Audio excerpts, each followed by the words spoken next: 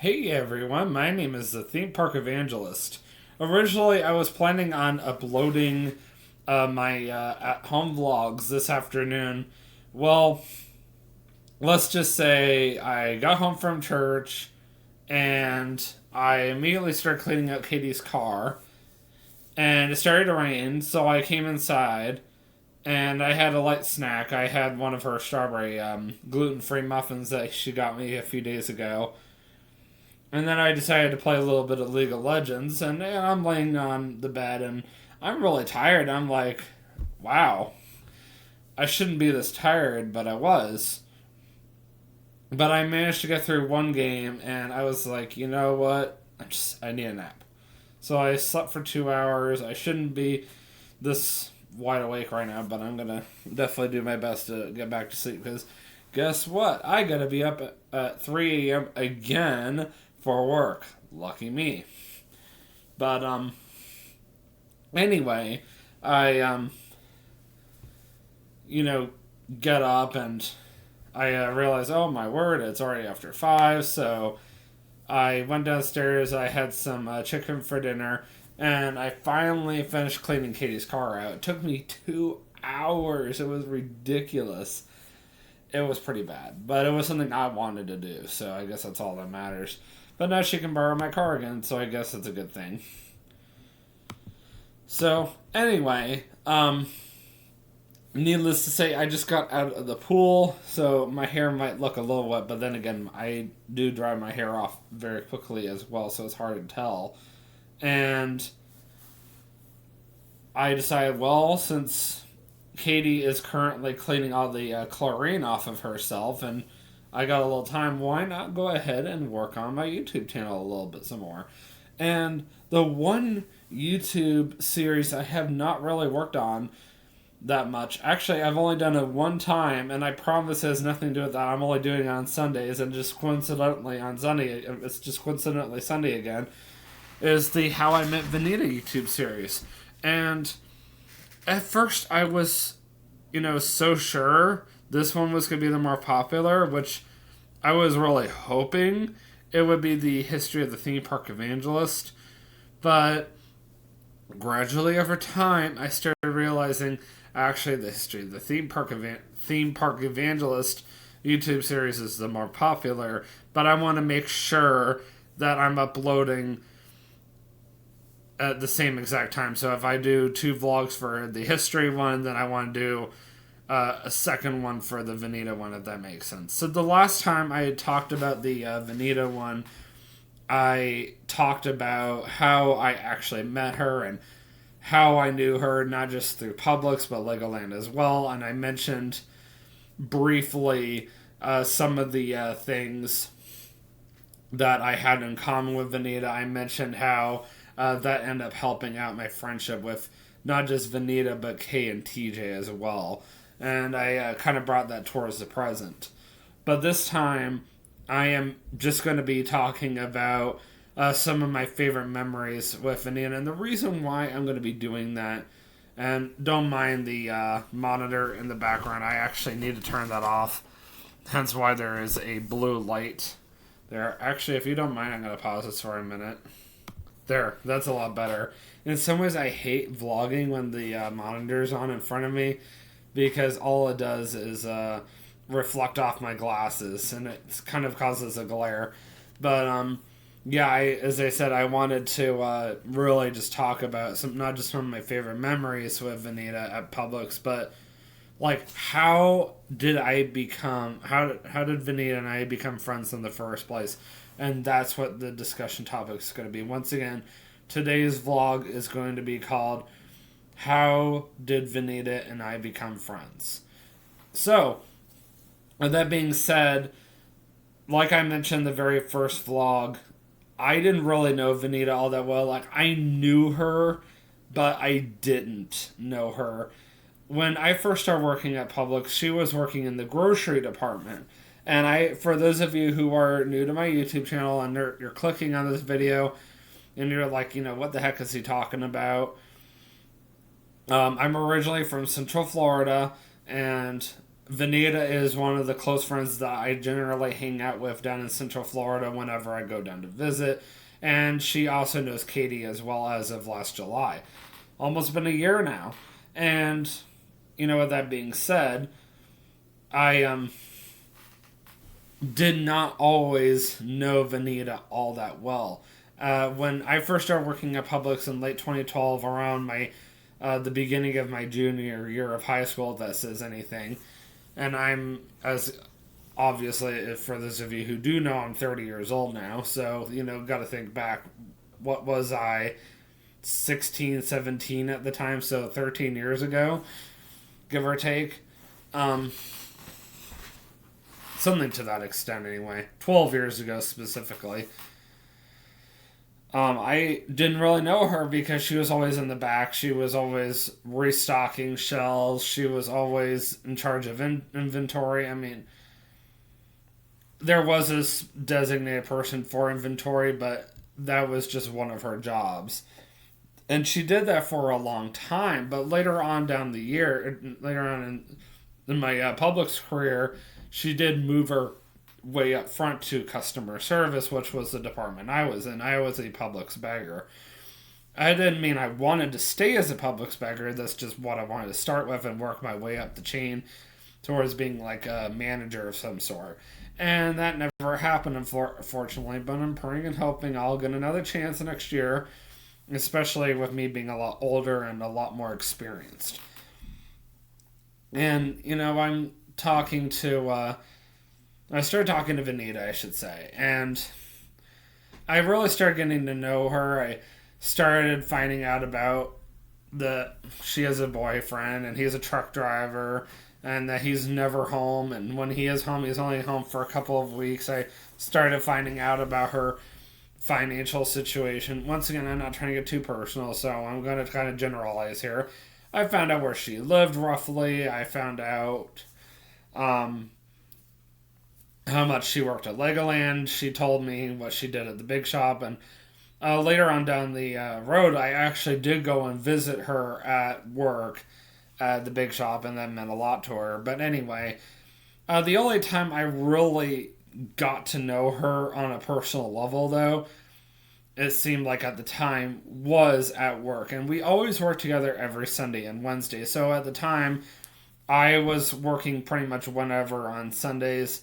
This was back before my pastor at the time pretty much put me in my place for being willing to work on Sunday mornings. And over the years, I had no idea how many people were actually willing to work on Sundays. It wasn't just me. I always felt like they were specific, my Christian friends at the time were specifically looking down upon me. And in a lot of ways, I understand because I don't have to be like everybody else. But trust me, there were a lot of people that were working on Sundays. And, I was just one of them. And that was the one day of the week I knew Venita was working. And then, of course, I always had Wednesdays as well because of the fact that Venita never worked at Legoland on Wednesdays either. So I always had that to look forward to as well. And I always try my hardest to bag at her register. And the nice thing about being a bagger was I was allowed to bounce from one register to the other as long as there was not another bagger there. They try not to keep two baggers at one register, so one bagger per register. A cashier was assigned to a specific register all day. That was your register for the day. But I was allowed to bounce back and forth. I moved around a lot. It was nice. And some of my favorite examples, honestly, from when I used to bag for Venita, there was one time this family came through, and I was trying to bag their groceries in paper bags. Publix is one of few grocery stores aside from Meijer that actually believes in paper bags. And this family was like, we want all of our groceries in paper bags. And I'm trying to carefully put their apple pie in the paper bag, and there have been times when I'm bagging groceries and I can't always predict or be prepared for maybe not necessarily a fault on mine, but a fault on whoever packaged the item. And unfortunately, in that particular circumstance, somebody in the bakery must not have sealed the pie carefully enough. And as I'm trying to carefully place the pie into the paper bag, which, trust me, not easy, the pie somehow came out of the container, landed in one piece into the paper bag. I don't know how that's possible, but it happened. And I was laughing so hard I turned beet red. And Venita says that's still one of her absolute favorite memories to this day. I don't remember if it was Venita that was there or not when I was bagging for this one guy. But I had a guy who came through on a Sunday. And Saturdays and Sundays were always our biggest sales for alcohol, more than any day of the week. And I've been aware of alcohol since I was in my mid-teens. I just never drank until I was 21 legally, and then of course I had a sip of Blue Long Island when I was 20. But I'm bagging for this one guy, and I started messing around with him. I started to offer to help him to his car. I easily lifted up the case of beer. At the time, I was very beefed up. I was very strong. When I was in high school, I used to bench over 100 pounds like that. It was nothing to me. And that's not even everything.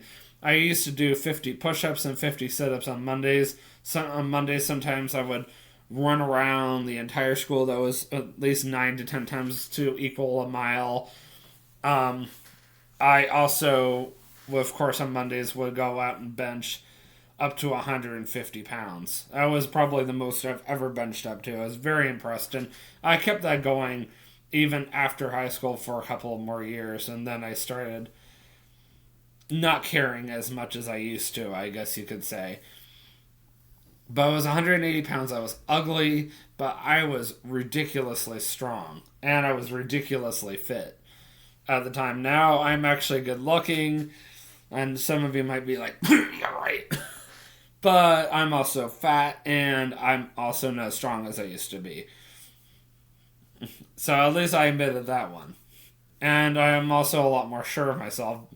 I mean, don't get me wrong. I have times when I'm not so sure of myself, and that's something I'm still working on with my job. Come on in. It's just Katie.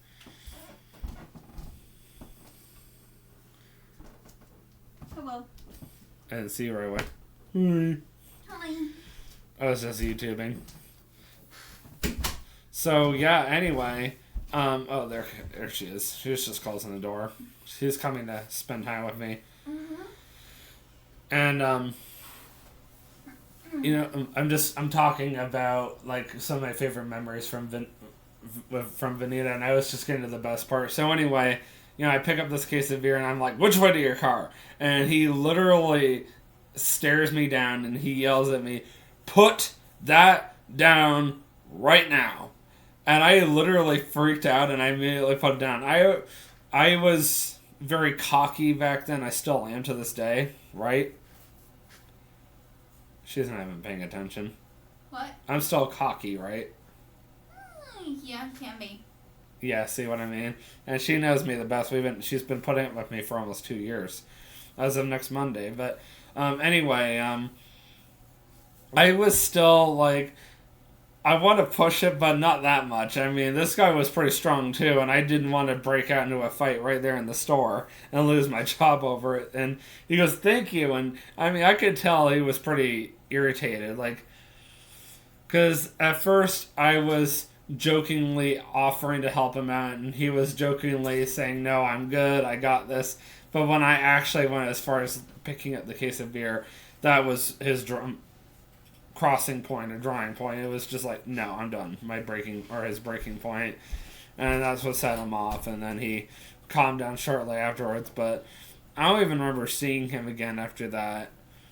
And I saw a lot of regulars at that store too. I don't know if I just caused them to stop coming or not, but honestly, my managers don't pay attention to.